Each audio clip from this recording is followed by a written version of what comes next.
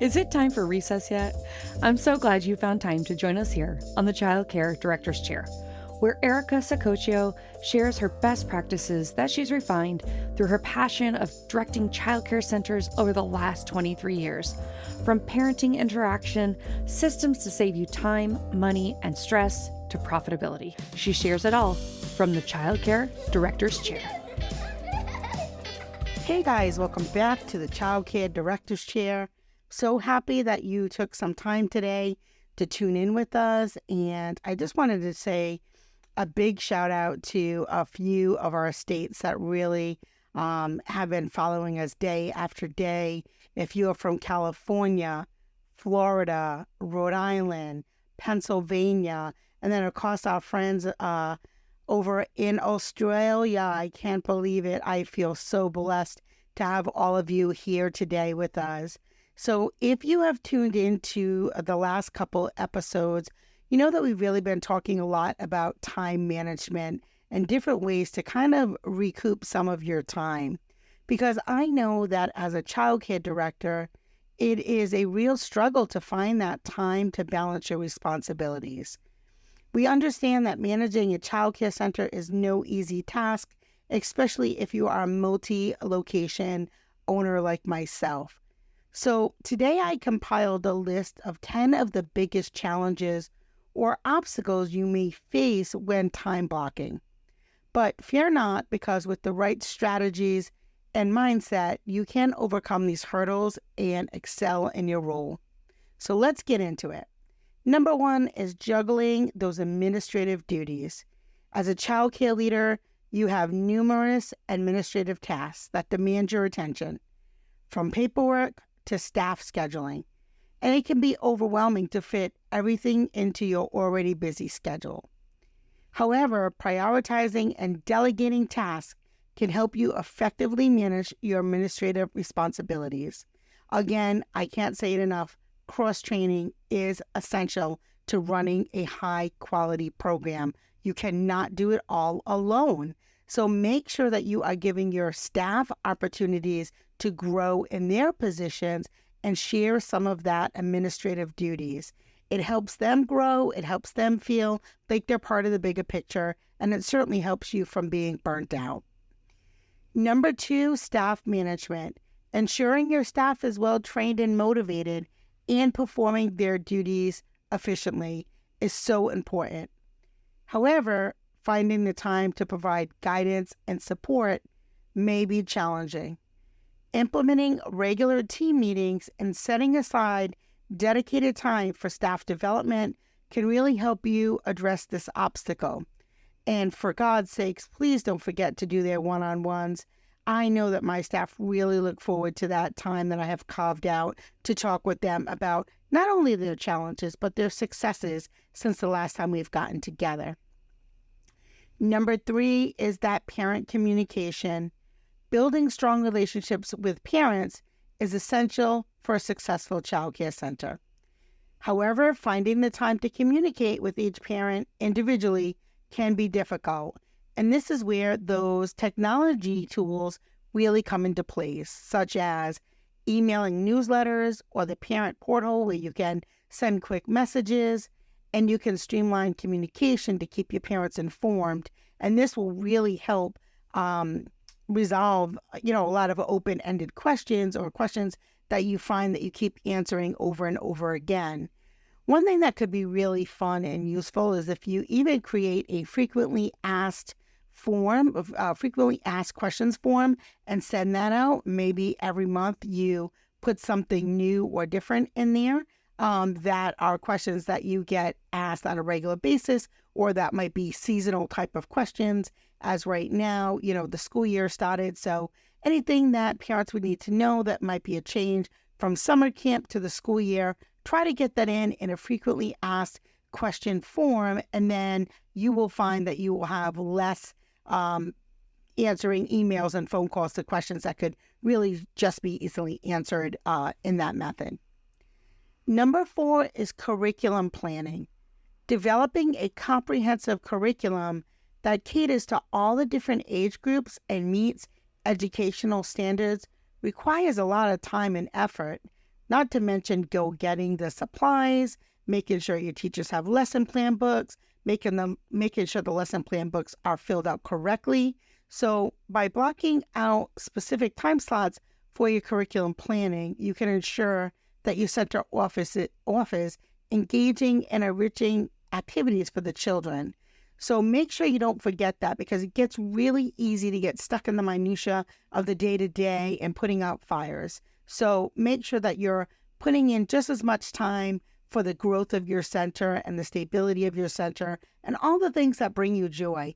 For many of you, you started in the field because you love teaching and you love working with children. So don't get lost in the day-to-day paperwork of it all. Yes, it's important, but make sure you are still doing the things that you love and enjoy that brought you to running a center in the first place. Number 5 is those regulatory compliance. Staying up to date with licensing requirements, safety regulations, and other legal obligations is so important for any childcare center. So time blocking can help you allocate time for research, for training, and documentation to ensure that compliance is done with all regulations. So what I do is I set up a compliance visit unannounced, and I go to all of the different locations. And you really want to do that on a monthly basis. The more frequently you do that, the more on top of these things you and your team will be. The other thing is, very often, I know in our state, they really have been working hard on keeping best practice and keeping the regulations updated. So every couple years, we get new segments of the regulations. They're not all totally redone, but things that need to be updated or changed due to COVID or just due to changing best practice. You want to make sure that you set aside time to read thoroughly from cover to cover any new regulations that come out.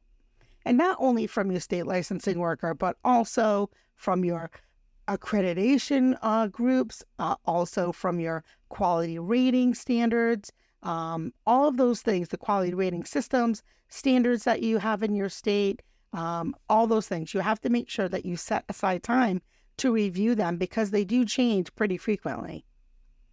And then, of course, marketing and enrollment. Attracting new families and maintaining a healthy enrollment rate is vital for the sustainability of your child care center. However, marketing efforts can be very time-consuming. So be sure that you have dedicated, specific time blocks for marketing strategies such as social media campaigns or open houses, where you can effectively promote your center without sacrificing other essential tasks. So I don't know how often or how frequently you put together your own social media campaigns, but do things. There are tools now where you can post into one app and it will post out into multiple different platforms for you. If you're not using that, I would say take a look at that. That can really save you some time. Also, don't forget about those in-person marketing opportunities. We are rolling into the beginning of the school year. By the time you hear this, it'll probably be a little after that. But, what efforts are you making with connecting to your local schools? Especially if you service school-age children, you really need to be at those PTO meetings. You really need to make friends with the secretaries. You really need to just be actively involved in your community. I'm also a member of the Chamber of Commerce, so being active with other business owners, all those things make a big impact in your business, but they all take time. So make sure that you're blocking off time for that to happen. Financial management, balancing budgets, tracking expenses, and ensuring financial stability can be quite a task for childcare directors, especially right now. But allocating time for financial planning and seeking professional assistance when needed, you can overcome this challenge and ensure the financial health of your center. So I would say you want to connect with your CPA at least quarterly at a minimum, or your CFO, depending on how your company is built. If you're a solopreneur, good chance that person is your CPA. If you're a bigger company, then you have probably a team that pulls all your reports and you get information very frequently. But whatever it is, make sure you stay on top of it and you set aside time to see where you are with your budget, how much you have spent, what is still available, and how will you, use that throughout the rest of the year. As, we've only got a few months left of this year. Professional development, staying updated on the latest trends and best practices in early childhood education, we all know is essential for providing quality care. However, finding the time to attend conferences or workshops can be difficult. So blocking out time for professional development, you can invest in your own growth and enhance the skills as you become a child care director, or as you are a child care director and you're moving into other positions within your company, or possibly even opening up your own center. So you really want to make sure that you're investing in your growth. And I know we talk a lot about our staff and we make sure they have, their CPR and their first aid and, all of those things. But many times you don't look at what you need as a director, and you need to make sure that you are setting that time aside for you to do that. Many states right now are putting together credentials or specific training for childcare directors on the business side of things, which is amazing. If you are from Connecticut, or even if you're not from Connecticut, you always can do online. But Charter Oak has an amazing program in childcare administration and leadership. It's a bachelor's in science program. I love that program as I graduated from there. I know CCRI in Rhode Island is working on putting together something as well to look at the business side specifically for the childcare industry. So good job to CCRI for taking that initiative. And if you have a program similar to that in your state, let us know. Hop on over to our Facebook group. Let us know on the page what programs that you have in your state for childcare director training. And lastly, adapting to change, because the childcare industry is constantly evolving. And as a director, you need to be adaptable and open to change. And I know that's hard for some of you, but change means growth. So don't be afraid of it. Embrace new technologies, new methodologies, and approaches. And you can overcome obstacles to ensure that your center remains relevant and competitive. Because just because you're on the top of your game now doesn't mean that you're going to stay that way, especially if you become stagnant. So you have to make sure you don't stay that way and that you really get out there and are moving and grooving. So remember, time blocking is a powerful tool, and it can help you overcome these challenges and obstacles. Prioritize those tasks, set the boundaries, and be proactive, and you can effectively manage your time and excel as a childcare director. That's it for today. Thank you for tuning into the Childcare Director's Chair. And if you like this podcast, please let us know, follow us, and give us a rating. Thank you so much, and I hope you have an amazing day.